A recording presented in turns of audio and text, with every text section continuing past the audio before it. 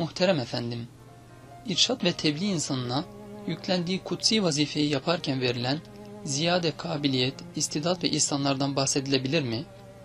Bu ziyade lütuflar hangi türdendir ve onları celbedecek vesileler nelerdir? Hizmet yolunda değerlendirilmek üzere bahşedilen mevhibelerin başka alanlarda kullanılması halinde servedildiği söylenebilir mi? Şimdi belki her mümin irşad ve tebliğ vazifesiyle belli ölçüde mükelleftir. Donanımları, işlerinin müsaadesi, hizmetlerinin o işe müsaadesi, konumlarının müsaadesi ölçüsünde. Umumi manada herkes o türlü şeylerle mükelleftir.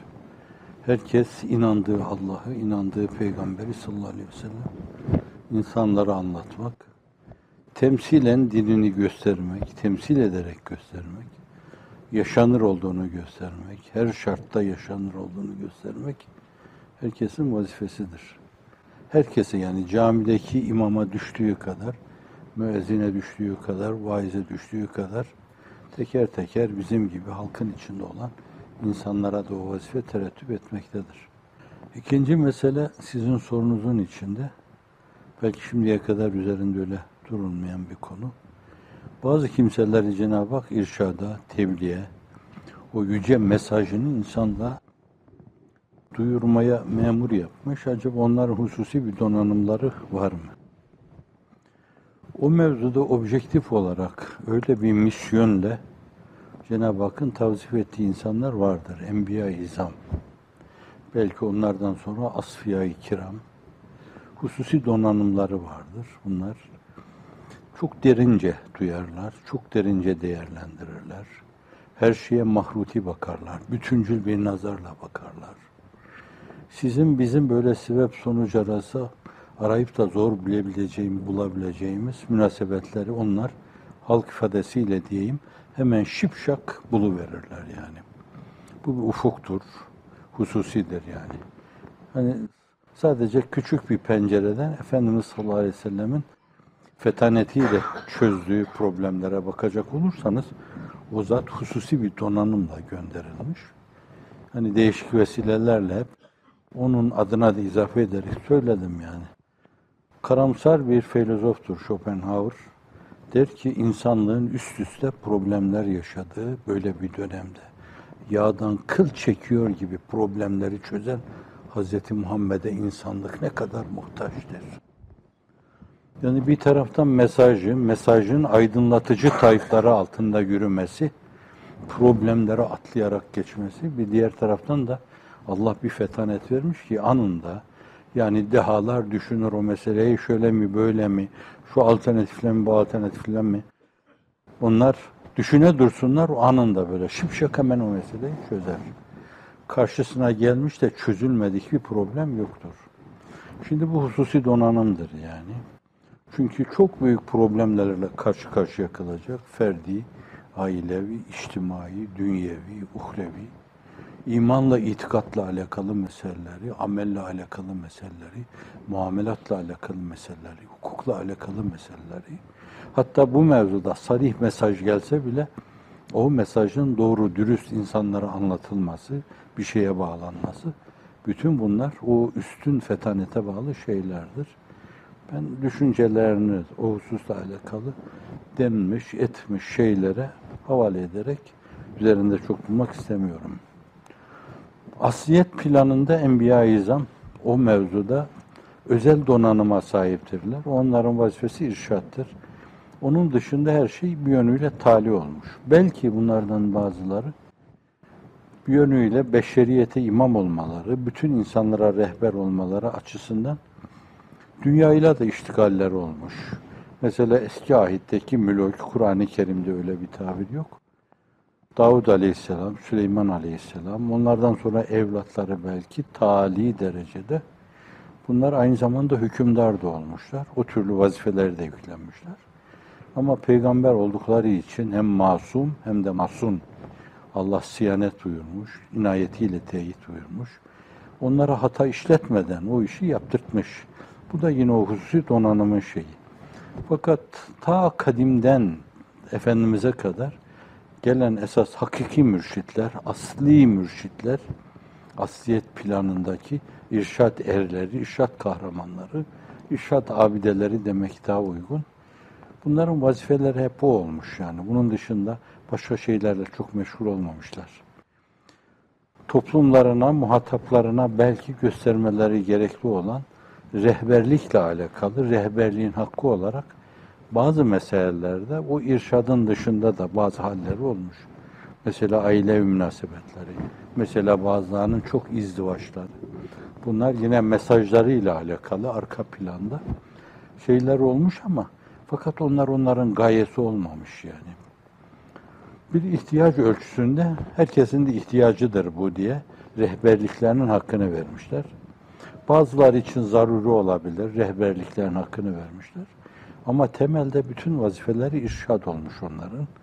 Çünkü o Hz. Nuh Aleyhisselam, Hz. Hud Aleyhisselam, Hz. Salih Aleyhisselam, Hz. Şuayb Aleyhisselam bunların hepsi ve ma eselkum aleyhi min ecr in ecre illa alallah demişler.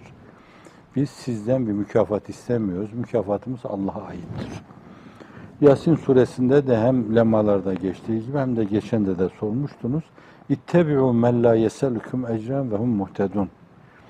Kendileri hidayette oldukları halde bir de yaptıkları vazife karşılığında sizden bir şey istemeyen insanlara uyun. Uyulacak insanlar bunlardır. Bu arada aynı zamanda mukteda bih olan insanların karakterleriyle alakalı bir şey ortaya konuyor. Yani şu resmi taşıyan insanlara uyun. Kendileri doğru yolda zikzak çizmeden, hayatları mebdeden müntehaya kadar hep istikamet içinde. Ferdi hayatları itibariyle, ailevi hayatları itibariyle, muameleleri itibariyle, vazifeleri itibariyle zerre kadar inhiraflar yok. Hidayetteler onlar.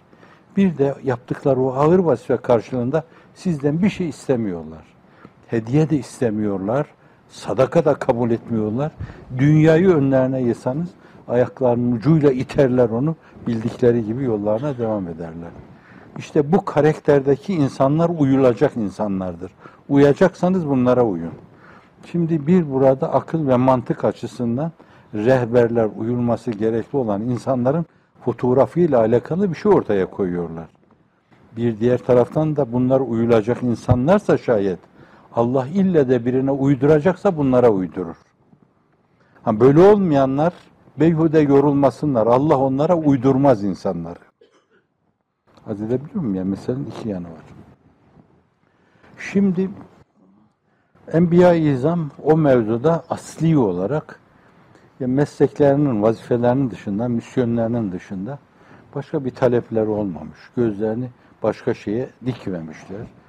Hiç bakış bulanmasına, baş dönmesine maruz kalmamışlar. Hep doğru düşünmüş, doğru karar vermiş. Bu iş etrafında hep duygularını, düşüncelerini kurgulamışlar. Kurgulama demeyelim de onları tasavvur etmişler, taakkulden geçirmişler, sonra icrada bulunmuşlar. Zilliyet planında bir kısım büyük kimseler de Allah Celle Celaluhu o işte istihdam edebilir. Yani Ömer bin Abdülaziz istihdam edebilir. Abbasi halifelerinden Mehdi'yi, Harun Reşid'i belli manada istihdam edebilir. Fatih dönemine kadar arada olabilir yine. Osmanlı hükümdarlarını Allah istihdam edebilir. Her birisi kutup gibi insanlardır. Fakat kutup olduklarını, veli olduklarını, hatta sağlam bir Müslüman olduklarını iddia etmeyecek kadar o mevzuda. Saf, düz böyle, basit, sıradan insanlar olduğuna inanacak kadar da kutupluklarını katlayan insanlardır onlar. Yani bir kutup sezersiniz, hissedersiniz, duyarsınız, anlarsınız. Sizin içinizi okur böyle, bakışınızdan mana çıkarır. İrisinizden sizin 300 tane mana çıkarır orada. Fakat onu da bilmezler bu insanlar. Allah benim gibi insanları, mesela Sultan Ahmet Cennet Mekan Ali Rahmetli Hazretleri, Efendimizin kademi pakini malum, sorguç gibi tacına takıyor orada. Malumdur o. Şimdi öyle bir insan, mahviyet içinde bir insan. Fakat Sultanahmet Camii'nde o mimarlar çalışırken, ırgatlar çalışırken, çıraklar çalışırken o da eteklerine taş dolduruyor. Allah'ım diyor, Ahmet kulunun günahlarını mağfiret buyur diyor. Şimdi kutbiyetini de, gavsiyetini de bilmeyen, Türkiye gibi 30 devletin başında bir devlet başkanı, Halaiki var ki Türkiye idare edecek adamlar seviyesinde. Halaik, kapı kulları. Fakat böylesine mahviyet, tevazu, hacalet içinde kendisini sıfırlamasını bilen semavi varlıklar bunlar. Şimdi bunlar Cenab-ı Hakk'ın böyle hususi teveccühüyle özel donanımlı insanlardır bunlar. Nerede olursa olsun vazifesini yapar yani. O padişahlık onun başını döndürmez, bakışını bulandırmaz. Vazifelerini yaparlar.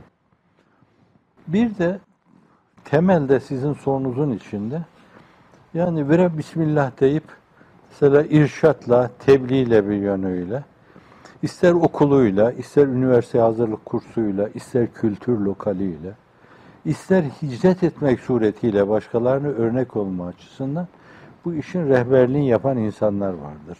Dünyanın dört bir yanına göçler teşkil ederler. Bir yönüyle Mekke'den Medine'ye gidiyor gibi bu da bize falan der, giderler. Şimdi bu insanlar bu duyguda böyle sadık kaldıkları sürece, inhiraf yaşamadıkları sürece Cenab-ı Hak irşat vazifesinde de onlara çok büyük başarılar, muvaffakiyetler ihsan eder.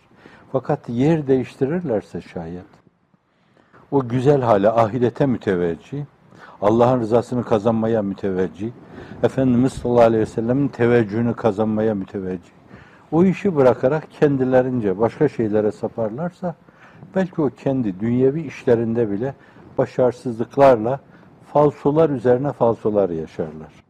Aynı zamanda oradan da uzaklaşmış olurlar hafizanallah. Yani onlar asker gibidirler bence. Cepheden ayrılmamalılar onlar. Cepheyi terk etmemeliler. Bir nefer gibi terhis edilecekler ana kadar hep orada koşturmalıdırlar. Ve onların o mevzudaki sahilerine, gayretlerine Cenab-ı Hak iki sıradan lütuflarda bulunacaktır. Cihanın çehresini değiştirecektir. Milletimizin çehresini değiştirecek. İnsanlığın çehresini değiştirecektir.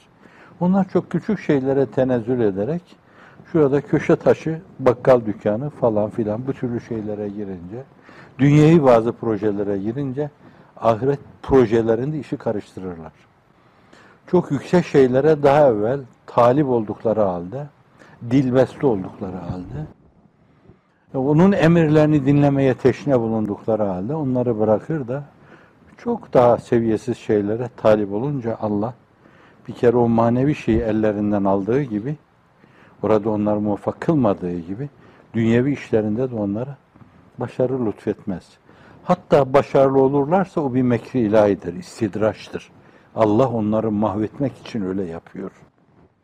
Ha insanlar dünya adına çalışmasın, kazanmasınlar mı? O işi yapan bir sürü insan var. Yapıyorlar yani. Bir yönüyle belki tabii olarak, normal olarak nasıl diyelim onu? Bazıları işte ticaretle uğraşıyorlar, bazıları sanayiyle uğraşıyorlar, bazıları memur oluyor, bazıları işte üniversitede hoca oluyor, bazıları rektör oluyor, bazıları dekan oluyor. Adeta bizim bilemediğimiz şekilde bir kahir kudretle vazife taksimi yapılmış, herkes bir yere düşmüş. Herkes bulunduğu yerde o yerin hakkını vermeye çalışsın. Orada rantabl olmaya baksın. Ha bizim gibi fakir fukara böyle bize düşen şey de nedir? Yani biz de kendimizi tamamen bu işe adayarak irşat ve tebliğin ve o meseleyi yerinde, temsilin dışında bir şey düşünmemeliyiz. Hazreti Pir'in ifade ettiği gibi iki elimiz var. Dört elimiz olsaydı da bu hizmete yetmezdi diyor yine. Burada meselenin önemini vurguluyor yani. İster okuma, ister düşünme, ister yeni yeni değerlendirme, ister okumada farklılıklara girme, o meseleyi daha renkli, farklı formatlarla insanlığa duyurma mevzu, böyle önemli vazifeler bizi bekliyorken, bizim dağınıklığa girmemiz doğru değil bence. Yetmeyiz onlara. Altında kalır, eziliriz. Yapacağımız şeyi de tam yapamayız, yüzümüze gözümüze bulaştırırız. Bu açıdan yani Allah bazılarını o istikamet sevk etmişse hani donanım var mı yok mu? Fakat herkeste insan olarak bir donanım vardır yani. Diyelim ki donanım adına işte biz o meselenin arkadan geleni yani kalburun içinde şuraya buraya ilişmiş bir şeyi kaldı bize. Sizin bile yani benim bile yapabileceğim şeyler vardır. Senelerden beri yüzümüze gözümüze bulaştırarak camilerde kemküm etmedik mi yani? Vaaz ettik, hutbede okuduk. Evet, bence yani öyle kemküm edecek durumda bile olsa bence onu yapmalı. Ama burada istidradi bir şey. Hani bazı yapacağı büyük şeyler vardır ki bilmeli, haddini bilmeli burada. Derler ya, İslam'ın 5 şartı vardır, 6.'sı da haddini bilmek. Ben bir meseleyi anlatamıyorsam pekala burada işte bizim Halit Hoca'nın elinden tutmalıyım, Ahmet Bey'in elinden tutmalıyım. Arkadaş bu meseleyi sen anlat demeliyim yani. Hakkın hatırı âlidir.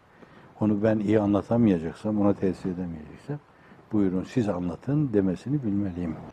Arz ettiğim gibi yani kemkümat yapan insanlar bile, ama kemkümat filan yok yani öyle. Ben uyduruyorum. Kem kelimesi var da hani bu kemiyetten geliyor. Küm kelimesini Türkler ilave etmişler. Konuşurken ağzı gözü birbirine karışma işine, o mesela ifadesi o şekilde olana kemküm etti filan derler yani. Evet yani bir insan kemkümatla bile kendini ifade ediyorsa haddini bilmeli. Fakat diyeceğini demeli mutlaka yani. Ne diyecekse mutlak onu demeli. Oturup kalkıp hep onu söylemeli, onu demeli. Herkes Allah o kadar bir kabiliyet vermiştir. Ancak yani Allah'ın verdiği o kabiliyetler, o istidatlar böyle ne kaderi bağlayıcıdır ne de Cenab-ı Hakk'ın atasını bağlayıcıdır. Cenab-ı Hakk'ın kaderinin yanında kazası, onun infaz durumu ve aynı zamanda o infazı önleyebilecek, kazayı önleyebilecek bir de atası vardır. Buna eki sıradan lütuf diyebilirsiniz. Fevkaladeden lütuf diyebilirsiniz. Mesela hakkınızda şu takdir vardır sizin. Siz şöyle bir şey yani, irşatla vazifelisiniz. Bir camide vazife yapacaksınız. Müezzinlik yapacaksınız orada. Söylediğiniz her şeyi kalbinizin sesi olarak orada öyle bir akord edeceksiniz ki orada kalbinizi, duygularınızı kalbinize bir mızrabı vuruyor gibi vuracaksınız. Dilinizden dökülen her şey kalbinizin sesi olarak başka vicdanlarda da mahkes bulacak. Bunu öyle değerlendirmeye bakacaksınız. Şimdi siz onu duyurma mevzuunda, gönüllerde onun iz bırakması mevzuunda, heyecan uyarması mevzuunda öylesiye bir gayret sarf ediyorsanız kendini ifade değil. Size ait bir şey ifade değil. Kendini anlatma değil. Kendi adına milletin takdirlerinden bir şey koparma adına değil, kotarma adına değil. Ne yapıyorsan, ne ediyorsan, ne ekiyorsan, ne biçiyorsan hepsi senin ambarına diyecek kadar. O mevzuda samimi olmak lazım. Size arz etmiştim bir tanesi böyle cami kürsüsüne çıkmadan evvel kürsünün dibine oturup namaz kıldığında Allah'ım senin rızana muhalif söyleyeceksen burada konuşturma, dilim dolaşsın, mahcup olarak ineyim diyecek kadar olmak lazım. Rızayı ilahi yoksa ben orada keman gibi ses çıkarsam bile kıymeti yoktur onun. Bir kere o mevzuda kıvam çok önemlidir. Buna o enstrümanların böyle akorde edilmesi şeyi var ya orada tam sesi bulma mevzudur o. Yani mızrapla dokunurken de, tellilerde, parmaklarla dokunurken de neyin ne olduğunu esasen o sesi yakalama mevzu çok önemlidir. Kalbinizde o sesi yakalayacaksınız. Duygularınız da o meseleyi yakalayacak ve öyle açılacaksınız. Şimdi siz bu kadar o mevzuda gayret sarf ederseniz, sen Mevla'yı seven de Mevla seni sevmez mi? Rızasına iven de rızasını vermez mi? Sen hakkın kapısında canlar feda eylesen, ecrince hizmet etsen Allah ecrin vermez mi? Sular gibi çağlasan, Eyüp gibi ağlasan, ciğergâhı dağlasan ahvalini sormaz mı? Allah Celle Celaluhu evfu bi ahdi ufi bi ahdikum diyor. Bana verdiğiniz sözü tutun yerine getirin. Ben de taahhüt ettiğim şeyi, öhdeme aldığım şeyi yerine getireyim. Size verdiğim sözü yerine getireyim diyor Allah Celle Celaluhu. Ne müthiş bir pazarlık bu. Ne müthiş bir mukavele. Yeryüzünde karınca gibi bir varlık Allah'la mukaveleye girecek. Gökleri ve yerleri elinde tesbih tanesi gibi çeviren kudreti namütenayi ona diyecek ki sen sözünü yerine getir. 3 adım git oraya. Ben bütün bu sistemleri senin emrine amade kılıyorum. Bunu bilmesi lazım yani herkesin. Şimdi öyle olunca Allah Celle Celaluhu o kadar siz samimiyet ishar edince benim kanaatim Allah size bir istidat vermişse var oradaki o sözlerde de var o istidat. Allah'ım bize namütena istidatlar ihsan eyle ve istidatlarımıza sürekli inkişaflar ihsan eyle. Yani bir istidadınız vardır. Allah'ın namütenayi kudretini hiçbir şey bağlayamaz ki. Namütenahi takdirine hiçbir şey bağlayamaz ki. Bir atası vardır onun. Sen öyle bir adım atınca hiç farkına varmadan Allah Allah ben dün bunlar benim kalbime hiç gelmiyordu. Ben bunları hiç düşünemiyordum. Böyle planlarla uzaktan yakından alakam yoktu. Bu projelerin hiçbirine aklım ermezdi benim. Fakat şimdi Cenab-ı Hak böyle açtı senin önünü bir yönüyle adeta mübarek kafan senin bir bilgisayar gibi proje üretiyor burada.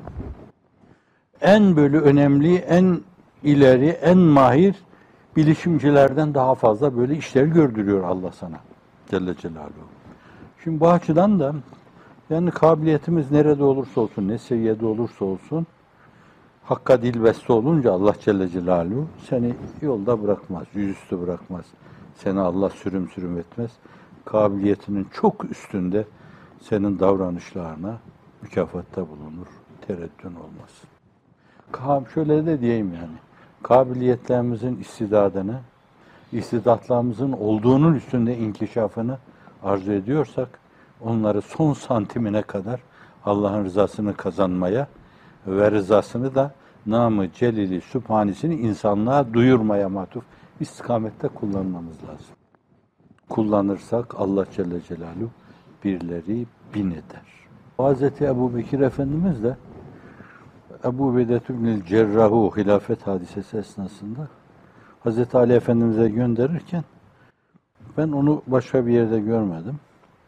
Fakat Müsameretül Ebrar'da Muhyiddin İbn Arabi'den bizim Cevdet Paşa da Kısasül Enbiya'yı almış o meseleyi. Diyor ki ya Ali ben Efendimiz'den işittim buyurdular ki bu vazife yani her türlü makam, paye yani bir yerde genel müdür olma, bir yerde müsteşar olma, bir yerde vekil olma, bir yerde bakan olma, bir yerde başbakan olma, bir yerde cumhurbaşkanı olma. Ben Efendimiz'den işittim buyurdular ki bu vazife onundur ki o benim değildir diyor. Yani Cevdet Paşa çok iyi bir dil üstadıdır. Onun tercümesine göre arz ediyorum ben. Bu vazife onun değildir ki o benimdir diyor. Ebu Ubeyde Hazretlerini Hazreti Ali Efendimiz'e gönderirken bunu söylüyor. Şimdi Efendimiz sallallahu aleyhi ve sellem diğer insanlara da bu mevzuda söylediği şey bu çerçevededir. İşte Semre'ye dediği mesele de öyle. Yani sen bir işe talip olursan o senin üzerine kalır bir yönüyle. Bu bir bakıma insanlar açısından şöyle olur. Yani sen hırsla bu işe talip oldun. O da sana verildi. Şimdi altında kal ezil falan derler yani. Bir yönüyle öyle olur. Meselenin bir diğer yanı da istinana karşı Cenab-ı Hak sana bir kabiliyet ihsan eder. Sen müstahni davrandın. Yani bir Ebu Ubeyde ibn Cerrah gibi. Malum bir yerde Efendimiz ona işaret ediyor. Kumandan olarak tayin ediyor onu bir yere. Zat-ı Rika mıdır? Hangisidir? Çünkü orada Emr ibn As da vardı. Medine-i Münevvere'den biraz ayrılınca Emr ibn As diyor ki ben işaret edildim diyor. Burada Hazreti hemen geriye çekiliyor bir adım. Diyor ki esas Efendimiz bana işaret etmişti ama ben nizah çıkarmam burada. Senin emrinde çalışırım diyor. Bir adım geriye çekilme o mevzuda. Şimdi bunu siz Üstad Hazretleri o dün de geçti burada. Sebebi mesuliyet ve hatar olan metbuiyete tabiyeti tercih etme. Varsın namazı onlar kıldırsın. Varsın komutu onlar versin. Mahsuru yok. Elverir ki sizin duygu, düşünce, inanç çizginizde olsun yani. Onlarla bu mevzuda rekabete girmeyin, münazahaya girmeyin, münakaşaya girmeyin. Cenab-ı Hakk'ın tevfiki vifak ve ittifaktadır diyor yani. Şimdi bir taraftan Allah tarafından, bir diğer taraftan da hırsla isteyince böyle hırsın altında kalır, ezilir. Hırsla alakalı çok hırs gösterdiğinden hırsı atacağına kadar da hep böyle maksadının aksıyla tokat yiyor. Hırsı bıraktığı an Allah gözünü açıyor orada. Hakka teslim oluyor ve kalben huzura eriyor. Bunun gibi böyle vazife esas istenmemeli o mevzuda. İnsan kaçmalı ondan. Hz. Ali Efendimiz'e nispet edilen bir söz vardır. Kendisine yağız bir at hediye etmişler de bakmış böyle hakikaten. Bu Hazret çok iyi anlayan aynı zamanda o işin de uzmanı bir insan. Çünkü ömrün büyük bir kısmı at sırtında geçmiş yani. Düldülü meşhur onun. Bakmış ata da demiş ki imametten, imamet derken cami imamlığından değil. imametten kaçmak için çok mükemmel bir ad demiş. Meseleye biraz öyle bakmak lazım. Arkadan o meseleyi alıp getirmeliler size. Ya senin hakkındı bu. Ne olur Allah aşkına bak. Gel bu vazifeyi kabul et yani. Bahtına düştük. Elinizi ayağınızı öpüyoruz. Tavsiye için buna farklı bir örnek arz edeyim. Seyyidina Hazreti Yusuf Aleyhisselam Kur'an-ı Kerim'de onun mevzudaki talebine karşı müfessir-i kiram iki tevcihte bulunuyorlar. O rüyadan sonra rüya doğru çıkınca İc'alne ala hazainil ard inni hafizun alim diyor. Malum o surenin yörüngesi ilim. İnne hafizun alim diyor. Beni hazinelerin üzerine nazır yap diyor oradaki melike, Mısır melikine. Şimdi vazife talep ediyor orada.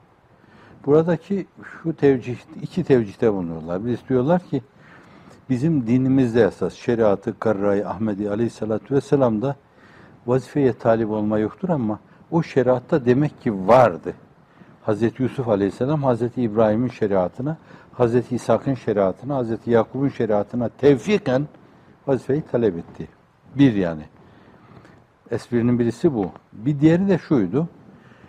Bir insan vazifeye talip olmalıdır. Nerede talip olmalıdır?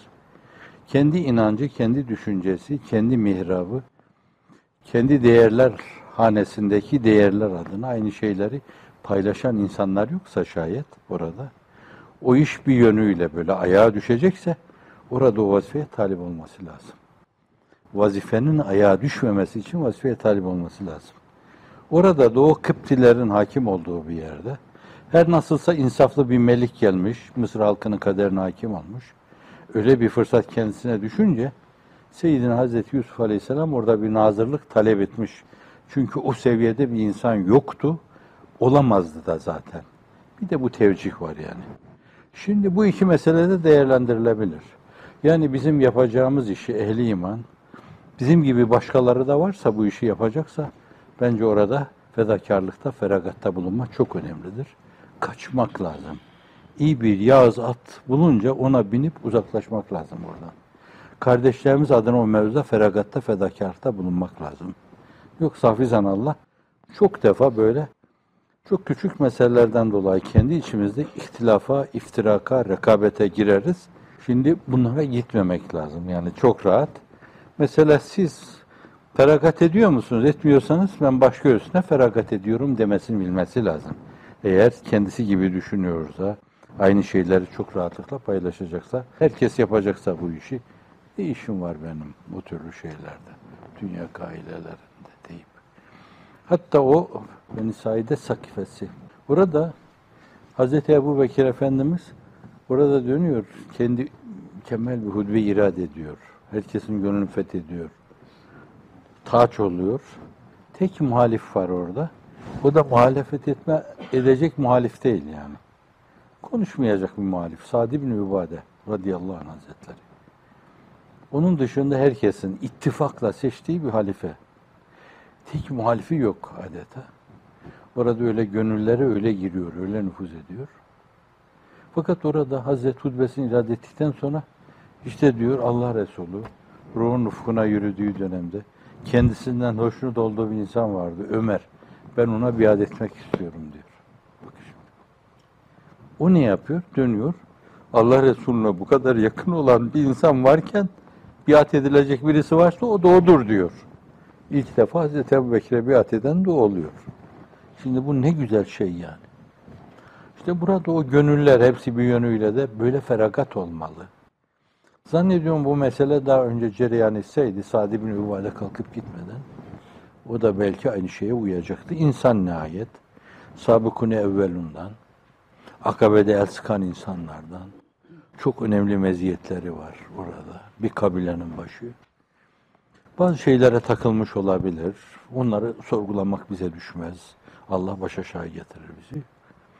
Fakat öyle davranınca hem Allah'ın inayeti hem de o mevzuda insanların riayeti, destek olmaları, görüp gözetmeleri, kollamaları bir yönüyle gerçekleşmiş oluyor Allah'ın izni inayetiyle.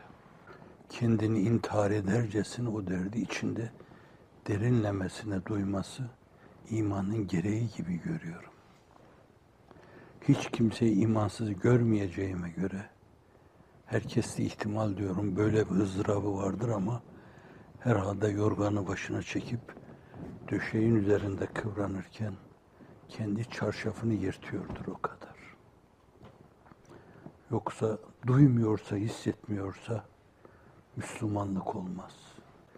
Çünkü sahibi şeriat buyuruyor ki Müslümanların derdini içinde duymayan onlardan değildir. Hangi millettendir yerini arasın. Ben de hüsnü zannediyorum.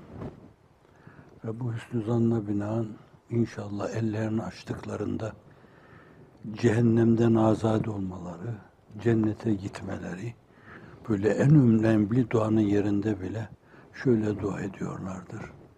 Allah'ım başta ülkemizdeki problemleri hallu fasleyle. Problem çıkaranların haklarından gel. Haklarından gel Allah'ım diyor böyle içinden yani. Yani çocuğu ateşin içine düşmüş yanıyor mesela orada. Böyle bir istek, böyle bir talep söz konusu olduğu zaman sen orada yan biraz, benim şimdi çok önemli bir işim var orada diyecek kadar o mevzuya kilitlenip Allah'ın bahtına düştüm. Allah'ın bahtına düştüm. Ben böyle zannetmek istiyorum Müslümanları. Her sene o Arafat'ta size söylemişimdir. Onca insan, o 2 milyon, 3 milyon insanı görünce Allah'ın duaları reddetmediği bir yerde Allah'ım şunların içinde 1000 tane gerçekten inanmış insan yok mu acaba? Mesela orada kalbi duracak gibi olsa, mesela başını yere koysa, ikinci secdeyi unutsa, bu dertleri düşünerek, bütün nöronlarını sarsa o dert, kortekse gelse otursa, hafıza kaybına uğrasa orada. Zannediyorum Allah öyle bir duayı geriye çevirmez. Acaba yok mu o kadar kalbi olan insan? Yani Arafat'takinde de, Müzdelife'dekinde de yoksa o kadar kalp, bence kalbimizi yeniden gözden geçirmemiz lazım. En güzeli ne demek biliyor musun? Kainatın defteri amaline kıldım nazar, nameyi cürmüm gibi bir tade defter görmedim. Çevirip şöyle de diyebilirsiniz. Nameyi cürmüm gibi görmedim bir tade. Tade perişan, derbeder. Namık Kemal'in evrak perişanı var. Onun gibi. Diyor ki kainatın defteri amaline, herkesin amel defterlerine nazar kıldım. Ama benim perişan, evrakı perişanım gibi derbederine rastlamadım. Allahümme beddil seyyiatina hasenatin ya erhamer rahimin. Allahümme erhamna ve erham ümmete Muhammedin sallallahu aleyhi ve sellem. Allahümme gfir lana ve gfir li ümmeti Muhammedin sallallahu aleyhi ve sellem. Allahümme aleyke ve adaina kulli mecma'in ve la tubellihumul amel ve ansurna aleyhim. Allahümme in kunte turidu hidayetehum ve telyine kulubihim fef'al bihim ma şi'it فأنت الهادي لا هادي إلا أنت وإلا فألجم أفواههم واغلل أيديهم وأرجلهم واشدد عليهم وطأتك وكسر أقلامهم وألسنتهم وقوتهم وشوكتهم وجبروتهم وطغيانهم وضلالتهم وعدتهم ووحدتهم اللهم اهزمهم وزلزلهم وشتت شملهم وفرق جمعهم ومزقهم كل ممزق واجعل بأسهم بينهم ولا تولهم الأمل وانصرنا عليهم بحق ذاتك وبحق صفاتك وبحق أسمائك الحسنى وبحق حرمة اسمك الأعظم وبحرمة وشفاعة سيدنا محمد مصطفى صلى الله عليه وسلم يا رب